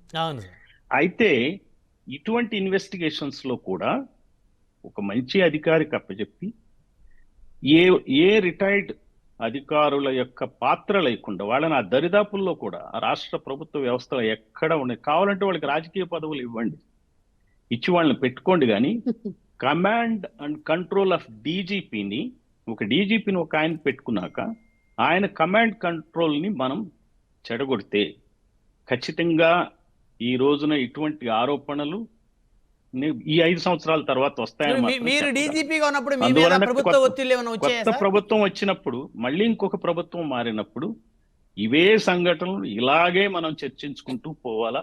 మార్పు అనేది సాధ్యం కాదు. రైట్. అందువలన ఈ దృష్టిలో పెట్టుకుని ప్రభుత్వం వ్యవహరించాలని చెప్పి బహుజన్ సమాజ్ పార్టీ తరఫున నేను డిమాండ్ చేస్తున్నా. నిజమైన ఫెయిర్ పోలీసింగ్ ఇవ్వాలని చెప్పి కూడా ఇచ్చే విధంగా అధికారులు ఎవరైతే ఉన్నారో ఈ రిటైర్డ్ అధికారుల ప్రమేయం లేకుండా వాళ్ళ యొక్క విధుల్ని నిర్వర్తించే విధంగా వాళ్ళకి అవకాశం కల్పించాలి. నాకు తెలిసినంత వరకు మంచి అధికారులే ఉన్నారు ఈ రోజు సర్వీస్లో, మంచి పొజిషన్స్ లోనే ఉన్నారు. వాళ్ళ పని వాళ్ళని చేసే విధంగా ఈ ప్రభుత్వం వ్యవహరించాలని చెప్పి కోరుతున్నా. ఇది తప్పైతే ఖచ్చితంగా చర్య తీసుకోవాలి, అందులో తప్పేం లేదు. అందువలన నెక్స్ట్ ఇంకా రాబోయే తరాల్లో ఐపీఎస్ అధికారులు కానీ లేకపోతే కింది స్థాయి సిబ్బంది కానీ మంచిగా వ్యవహరించేటువంటి అవకాశం ఉంది. అట్లానే మాకు నేర్పారు కాబట్టి మేము ఆ పద్ధతిలోనే పనిచేసాం కాబట్టి ఇలాంటి సంఘటనలు విన్నప్పుడు మాకు కూడా చాలా బాధ కలుగుతుందని చెప్పి తెలియజేస్తుంది. రైట్. కృష్ణారెడ్డి గారు. బ్రహ్మనాయుడు గారు, ప్యానెల్ మెంబర్స్ అందరికీ నమస్కారం. మనం కాదంబరి జత్వాని ఒక యాక్ట్రెస్ బాధితురాలు, ఆవిడకి సంబంధించినటువంటి ఇష్యూస్ మనం మాట్లాడుతున్నాం. మీరు ఈ డిబేట్కి ముందు ఒక అప్పుడు ముఖ్యమంత్రి జగన్మోహన్ రెడ్డి మాట్లాడినటువంటి మాటల్లో ప్లే చేశారు. అవును. ఆయన ఒక వ్యాపారవేత్తకి సజ్జన్ జిందాల్కి ఇచ్చినటువంటి హామీని కూడా చూపించారు. ఎస్, ఆ హామీ ఎంత మేరకు ప్రజలు అంగీకరిస్తారు అని అంటే, ఆయన వ్యాపారవేత్తగా ఆంధ్రప్రదేశ్లో పెట్టుబడులు పెట్టడానికి, ఆయన వ్యాపారవేత్త ఇక్కడ పారిశ్రామికంగా అభివృద్ధి చెందటానికి, ఆయన పారిశ్రామికీకరణకు సంబంధించినటువంటి విషయాల్లో ఏమైనా ఇబ్బందులు వస్తే ప్రభుత్వము రెస్పాండ్ అయ్యేటువంటి దాంట్లో ముందుంటుంది అనేటువంటి అంతవరకు మాత్రమే ప్రజలు అంగీకరిస్తారు. అంతేగాని జిందాల్కి ఆయన ఏదో ఇంకొకళ్ళతో లైంగిక వేధింపులకు సంబంధించినటువంటి కేసులు ఉంటే ఆ కేసులకు సంబంధించినటువంటి విషయంలో మేము మీకు సహకరిస్తాము, ఆ దాంట్లో మీద కేసు పెట్టినటువంటి ఆ కాదంబరి జత్వాన్ని మేము ఆంధ్రప్రదేశ్ పోలీసులు తీసుకొచ్చేసి మేము వేధింపులకు గురి చేసి నీ కేసుని మేము విత్డ్రా చేసుకునేటువంటి విధంగా చేస్తామని హామీ ఇవ్వటానికి ముఖ్యమంత్రిగా తన స్థానాన్ని దుర్వినియోగం చేశారు జగన్మోహన్ రెడ్డి. ఈ విషయంలో ఒక ఐపీఎస్ ఆఫీసర్ కానీ లేకపోతే ఇంకొక పోలీసులు కానీ ఇంకొక స్థాయి వాళ్ళు ఈ విధంగా వ్యవహరించేదానికి అవకాశం లేదు. ఖచ్చితంగా ముఖ్యమంత్రి లాంటి స్థాయి వాళ్ళు ఆదేశిస్తే మాత్రమే విజయవాడ పోలీస్ కమిషనర్ లాంటి ఆ ఐపీఎస్ ఆఫీసర్ లాంటి వాడు ఇంత సీరియస్ గా ఆవిడని తీసుకొచ్చి ఒక చీటింగ్ కేసులో మీరు గమనించండి, డేట్స్ గిన గమనిస్తే ఆవిడ ఎప్పుడైతే సజ్జన్ జిందాల్ మీద లైంగిక వేధింపులకు సంబంధించినటువంటి కేసు ముంబైలో పెట్టారో ఆ కేసుకు సంబంధించినటువంటి విషయంలో కోర్టుకి వెళ్ళి ఆర్డర్ తీసుకొని వచ్చి కేసు విచారణ జరపాలి అని అక్కడ కోర్టు ఆదేశించిందో, ఆ తర్వాత ఆవిడ్ని ఇక్కడికి తీసుకొచ్చి ఒక కేసులో ఫోర్జరీ కేసులో ఆవిడ్ని వాళ్ళ తల్లిదండ్రుల్ని ఇక్కడ తీసుకొచ్చి జైల్లో పెట్టి ఆవిడ్ని ఒక రకంగా కనీసంగా బయట ప్రపంచానికి దూరంగా వచ్చి, దాంతో ఏం జరిగింది, ముంబై పోలీసులు ఈవిడ విచారణకు హాజరవటం లేదనేటువంటి పేరుతో ఈవిడ ఆ కేసుని కొట్టివేసినటువంటి పరిస్థితి, ఆ కేసుని ఆ దర్యాప్తు నుంచి వాడు విత్డ్రా అయినటువంటి పరిస్థితి. అంటే ఉద్దేశపూర్వకంగా ఆవిడ ఈ రెండింటికి మధ్య కోయిన్సిడెంట్స్ ఉన్నాయి. ఒకటి ఆవిడ అతను సజ్జన్ జిందాల్కి ఆవిడకు ఉన్నటువంటి వివాదానికి ఆ వివాదాన్ని పరిష్కరించడానికి ఆంధ్రప్రదేశ్ ప్రభుత్వము ఇక్కడ జగన్మోహన్ రెడ్డి ఆయనకు అష్యూరెన్స్ ఇచ్చి ఆవిడని తీసుకొచ్చి ఇక్కడ ఆ విధంగా వేధింపులు గురి చేసి ఆ కేసుని లేకుండా చేశారు సజ్జన్ జిందాల్ మీద. ఈ అంశాన్ని మీరు ఒక్కసారి గమనిస్తే చాలా క్లారిటీగా ఉన్నటువంటి అంశం. ఇందాక పూర్ణచంద్ర గారు పాలకులు ఎవరు నేరపూరితమైనటువంటి వాళ్ళు ఉంటే అనేటువంటి మాట గురించి మాట్లాడు, దానికి కొనసాగింపు కోసం నేను చెప్తాను. పాలకులు రౌడీలకు సపోర్ట్ చేస్తే దారుణమైనటువంటి విషయం, పాలకులు మాఫియాకు సపోర్ట్ చేస్తే మరింత దారుణమైనటువంటి విషయం. పాలకులే మాఫియా లాగా వ్యవహరిస్తే ఇది ప్రజలు ఊహించినటువంటి పరిణామం అండి. నేరస్తులే పాలకులైతే అసలు మాఫియా. అందుకనే మీకు నేను ఒక ఉదాహరణ చెప్తానండి. 50 ఏళ్ల క్రితము ది గాడ్ ఫాదర్ అనే ఒక సినిమా వచ్చింది. మీరు గమనించండి, ఇప్పటి వరకు మాఫియా డాన్లకు సంబంధించినటువంటి సినిమాలన్నిటికీ మూలము ది గాడ్ ఫాదర్ అనేటువంటి సినిమా. మీరు ఆ సినిమాలో గమనిస్తే మాఫియా డాన్లు ఎలా వ్యవహరిస్తారు అంటే, ఎవరికి ఏ సమస్య వచ్చినా సరే వాళ్ళందరూ ప్రభుత్వాల దగ్గరకో పోలీసుల దగ్గరికి వెళ్ళరండి, మాఫియా దాని దగ్గరికి వెళ్తారు. మాఫియా డాన్ దగ్గర పోలీసులు వాళ్ళ చేతుల్లో ఉంటారు, మాఫియా డాన్ చేతుల్లో, అదే విధంగా ప్రభుత్వాలు వాళ్ళ చేతుల్లో ఉంటాయి. వాళ్ళు అన్ని పరిష్కరించేస్తారు. అలాగా ఒక సజ్జన్ దిందాలు ఎక్కడో మహారాష్ట్రకు సంబంధించినటువంటి ముంబైకి సంబంధించినటువంటి వ్యక్తి, అతనికి సమస్య వస్తే ఆంధ్రప్రదేశ్ లో ప్రభుత్వం ఆ సమస్యను పరిష్కరించగలదు. ఏది బియాండ్ ద లిమిట్స్, అంటే బియాండ్ ద లా వాళ్ళు చేయగలరు ఇక్కడ ప్రభుత్వం అని వాళ్ళు భావించారు. అంటే భారతదేశంలో ఉండేటువంటి అందరికీ, అంటే ఆంధ్రప్రదేశ్ ప్రభుత్వం ఈ విధంగా అన్లాఫుల్ గా వ్యవహరించగలదు అనేటువంటిది జనానికి వెళ్ళిపోయి, అందుకనే Yes, ఆ ప్రభుత్వాది నేత యొక్క నేర చరిత్ర, వారి యొక్క వ్యవహార తీరు అనేది తేటతలం అయిపోతా ఉంది. అందుకని వాళ్ళు వచ్చేసి ఈయన ఆశ్రయించటం, ఈయన ఆ విధంగా వ్యవహరించడం. ఈ రోజున మీరు గమనించండి, వాళ్ళు వైఎస్ఆర్ కాంగ్రెస్ పార్టీ కానీ ఆ ప్రభుత్వంలో ఉండేటువంటి వాళ్ళు సమర్థించుకుంటున్నటువంటి తీరుకు సంబంధించినటువంటి ఒక అంశాన్ని మీరు గమనించండి. ఈ రోజున సాక్షి పత్రికలో వచ్చినటువంటిది ఆవిడ గురించి, కాదంబరి జత్వాని గురించి. ఈవిడ హనీ ట్రాప్ వేస్తది వ్యాపారవేత్తలకి, పారిశ్రామికవేత్తలే టార్గెట్ గా ఈవిడ చేస్తారు అనేటువంటి దాని మీద చాలా విషయాలు రాశారండి. ఏం రాశారు? ఆవిడ వీళ్ళ పారిశ్రామికవేత్తలను టార్గెట్ గా చేసి వేధింపులు గురి చేసి బ్లాక్ మెయిల్ చేసి డబ్బులు వసూలు చేస్తారు అనేటువంటి విషయం ఒకటి. ఈవిడ సజ్జన్ జిందాల్ మాత్రమే కాదు, ఏషియన్ పెయింట్స్ కు సంబంధించినటువంటి మాలవ్ దాని అనేటువంటి ఒక వాళ్ళు కూడా వేధింపులు గురయ్యారు. వీళ్ళ బ్రదర్ కూడా ఒక అతను మాఫియాలో సంబంధించినటువంటి అండర్ డాన్స్ తో సంబంధాలు కలిపి ఇవన్నీ రాశారండి. నేనేమంటానంటే, నిజంగా ఆవిడ బ్లాక్ మెయిలర్ అయితే మనకు చట్టాలు ఉన్నాయి, ఆవిడ మీద కేసులు పెట్టొచ్చు. వాళ్ళ బ్రదర్ మాఫియాలతో సంబంధాలు కలిపితే అతని మీద కేసులు పెట్టొచ్చు. అసలు వీళ్ళకేంటి ఇప్పుడు స్పెషల్ ఇంట్రెస్ట్? అసలు నువ్వు తెచ్చి నువ్వు వాళ్ళని ఆవిడని తీసుకొచ్చి ఆవిడ మీద ఫోర్జరీ అక్రమ కేసు పెట్టేసి ఒక ప్రభుత్వం ఒక అమ్మాయి మీద ఆవిడకి కనీసంగా ఆవిడ హక్కులు అనేటు మొత్తం కాల రాసేటువంటి విధంగా ప్రభుత్వము, పోలీసు వ్యవస్థ, అంటే కంచే చేనుమేసే అనేటువంటి ఒక పదాన్ని మీరు ఫస్ట్ వాడారు కదా. అసలు వీళ్ళు ప్రజల హక్కులను కాపాడాల్సినటువంటి మొట్టమొదటి బాధ్యత ఎవరిది? పాలకులది. పాలకులు సేవకులు కదా. వాళ్ళు ఈ రోజున ఉన్నటువంటి తన వ్యవస్థ, పోలీసు వ్యవస్థను కూడా పెట్టుకొని అడ్డం పెట్టుకొని హక్కుల్ని కాల రాసేటువంటి విధంగా వ్యవహరించారు అని అంటే ఇంతకన్నా దారుణమైనటువంటి వ్యవహారం ఇంకేమన్నా ఉందా? నిజంగానే ఆవిడ ఆ విధంగా తప్పులు చేసే ఆవిడవైతే మనకు చట్టాలు ఉన్నాయి, ఆవిడ శిక్షించడానికి ఆవిడ ఎక్కడైనా కేసులు పెట్టచ్చు. మహారాష్ట్ర వాళ్ళే ఆవిడ మీద కేసులు పెట్టచ్చు. ఆ వ్యాపారవేత్తలు వాళ్ళు అన్ని ట్రాప్ వేసి వాళ్ళని వేధింపులకు గురి చేసి డబ్బులు డిమాండ్ చేస్తే వాళ్ళు కూడా కంప్లైంట్ ఇవ్వచ్చు. వాళ్ళు కూడా కేసు, అక్కడ పోలీసులు విచారణ జరుపుతారు కదా. ఎందుకు విచారణ జరపరు? అంటే ఒక హనీ ట్రాప్ కి ఇన్ని రోజులు కస్టోడియల్ టార్చర్ చేసిన ఉదంతం ఇంతకుముందు ఎక్కడ ఉందా కృష్ణారెడ్డి గారు? ఇప్పుడు హనీ ట్రాప్ లో తీసుకురాలేదు ఆవిడని. హనీ ట్రాప్ కు సంబంధించినటువంటి కేసు కాదు, ఆవిడ మీద లేనిపోయినటువంటి అక్రమ కేసు పెట్టారు. ఒక 5 లక్షల రూపాయలు డిమాండ్ చేశారని ఆ విధమైనటువంటి కేసు పెట్టి, అక్రమ కేసు పెట్టి ఆవిడ్ని తీసుకొచ్చి పోలీస్ స్టేషన్ లో కాకుండా ఒక ప్రైవేట్ గెస్ట్ హౌస్ లో ఉంచి కస్టోడియల్ టార్చర్ చేసి ఆవిడ్ని ఎక్కడికి తీసుకెళ్లారు? మీరు ఆవిడ రిమాండ్ రాజమండ్రి సెంట్రల్ జైలుకు ఒక ఫోర్జరీ కేసులో రాజమండ్రి సెంట్రల్ జైలుకి తీసుకెళ్తారంటే రాజమండ్రి సెంట్రల్ జైలుకు వెళ్ళేటువంటి నిందితులు ఎవరో తెలుసా? జీవిత ఖైదీలు ఉన్నటువంటి తీవ్రమైనటువంటి నేరాలు చేసినటువంటి సెంట్రల్ జైలుకి తీసుకెళ్తారండి. వాళ్ళు ఎందుకు ఈవిడని తీసుకెళ్లారు అక్కడ? ఎందుకు అంటే ఈవిడ ఎక్కడా కూడా బయట ప్రపంచంతో సంబంధం లేకుండా ఈవిడ ముంబైకి అందుబాటులో లేకుండా చేయటం ద్వారాగా ముంబైలో సజ్జన్ జిందాల్ మీద ఉన్నటువంటి కేసుని తీసివేయటం అనేటువంటి. సో దీని వెనక కోట్ల రూపాయల డబ్బులు చేతులు మారాయి అనేటువంటి చర్చ కూడా జరుగుతూ ఉంది కృష్ణారెడ్డి గారు. 5 కోట్లని, 10 కోట్లని, 20 కోట్లని. కోట్లు ఏంటండి? అసలు కోట్లకు సంబంధించినటువంటి అంశమే కాదు, దానికి బియాండ్ ద ఇంకా ఏదో ఉంటది. ఒక కోట్లకు సంబంధించినటువంటి వ్యవహారం అంటే జగన్మోహన్ రెడ్డికి కోట్లు అనేటువంటిది పెద్ద విషయం అని నేను ఆల్రెడీ ఆయన దగ్గర బోల్డ్ ఉన్నాయి కాబట్టి ఇంకా ఏదో ఆశించుంటారు పెద్ద ఎత్తున. ఎన్నికలకు సంబంధించినటువంటి ఎన్నికల్లో ఖర్చు పెట్టడమో, లేకపోతే ఆయన వ్యాపారాల్లో భాగస్వామ్యమో, లేకపోతే వీరు సంపాదించిన అక్రమ సంపాదన ఇతర దేశాలకు తరలించే క్రమంలో ఆయన సహాయమో పెద్ద ఎత్తున దీనికి సంబంధించినటువంటి వ్యవహారంలో లావాదేవీలు జరిగాయి.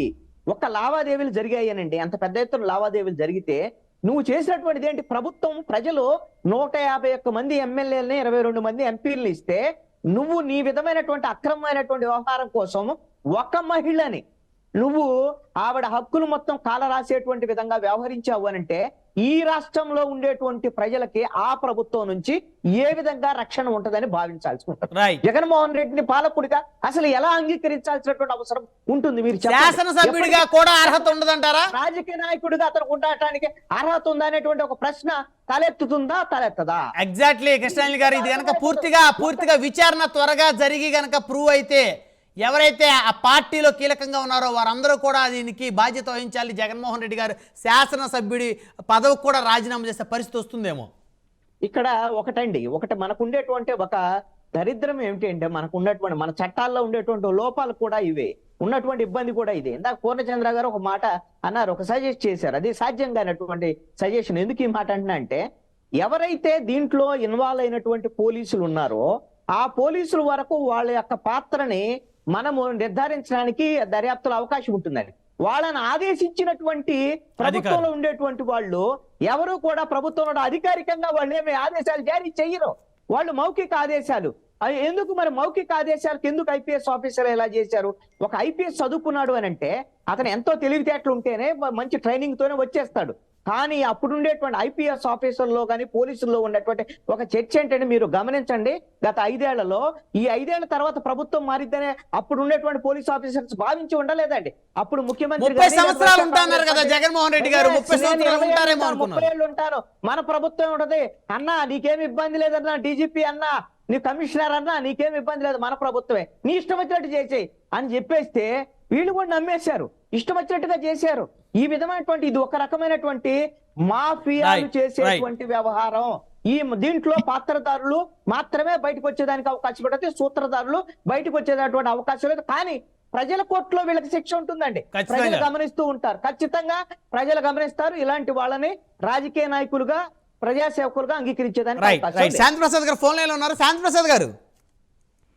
బ్రహ్మనాయుడు గారు, మీకు ప్యానెల్లో ఉన్న సభ్యులకు చూసిన నమస్కారం. ముఖ్యంగా ఇప్పుడు మా సోదరుడు కృష్ణాంజలి చెప్పాడు, కొన్ని వ్యాలిడ్ పాయింట్స్ చెప్పాడు. నేను వాటి కొనసాగింపుగానే మాట్లాడతాను. అలాగే మాజీ డీజీపీ గారు కూడా కొన్ని వ్యవస్థకు సంబంధించి మాట్లాడారు, అవి కూడా చాలా వరకు వాస్తవాలు. అయితే సంజయ్ గారు ఒక మాట మాట్లాడారు, ఆ మాట కొద్దిగా నొచ్చుకోవాల్సి వచ్చింది. అదేంటంటే కుక్కల నాగేశ్వరరావు అనే వాడు అని అన్నారు. అతను చాలా మంచివాడండి, ఈ విద్యాసాగర్ తండ్రి. ఎందుకంటే మా ఇంటి పక్కనే ఉండేవాడు, నివాసం ఉండేవాడు. అతనితో నేను గంటల తరబడి కూర్చొని మాట్లాడాడు మా బందర్ పోర్టుకు సంబంధించిన అంశాల్లో. అతను మా బందర్ ఎంతగా కూడా కట్టేసి చేయాలనుకున్నాడు. కింద నుంచి కష్టపడి పైకి వచ్చాడు, సంపాదించుకున్నాడు, ఆర్థికంగా దెబ్బతిన్నాడు. మనిషి వాటికి చాలా ఉన్నత తండ్రి. అతను పుట్టిన ఈ కొడుకు సన్నాసి అంటే దానికి నేను ఎందుకంటే అతనితో సంబంధం లేదు, అతని గురించి నాకు పరిచయం. చనిపోయిన తర్వాత అతను మా బందర్ రావడం జరిగింది. మా ఇంటి పక్కనే అతను నివాసం ఉండేవాడు, కుక్కల నాయకుడు. అది ఒకటి విషయం ఒకటి క్లారిఫై చేయవచ్చు. ఎందుకంటే అతని పేరు చెడిపోతుంది కాబట్టి మా కృష్ణా జిల్లా వాసి, మొగ ప్రాంత వాసిగా.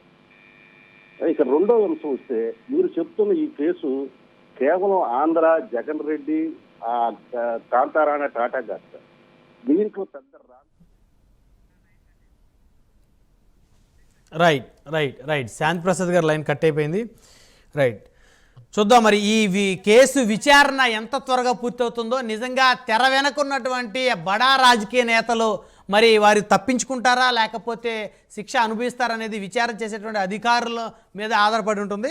ధన్యవాదాలండి చర్చలో పాల్గొనేందుకు రజనీ గారు, కృష్ణాంజలి గారు, సంధ్య గారు, పూర్ణచంద్ర గారు, అందరికీ పేరు పైన ధన్యవాదాలు. మరి ఇది వాళ్ళ హాట్ టాపిక్.